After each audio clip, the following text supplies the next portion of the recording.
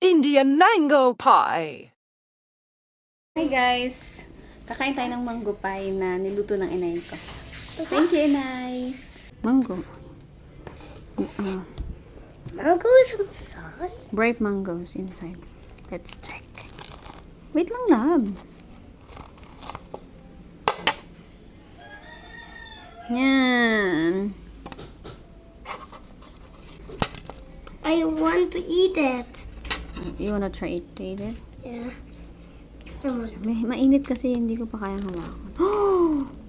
What? What is that? The feeling. You want it? Yes. Wala nga pala kaming ilaw dito ngayon guys kasi may bagyo.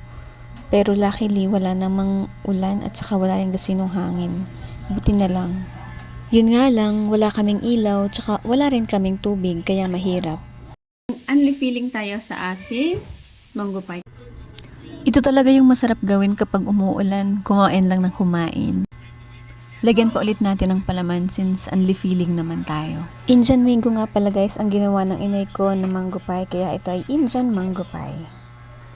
Binigay lang to ng kapitbahay since super dami nilang mangga, nahuhulog lang sa mga bubong nila tapos nasasayang. Tsaka naiingayan na rin sila kaya pinuti na nilang lahat at pinamigay sa amin.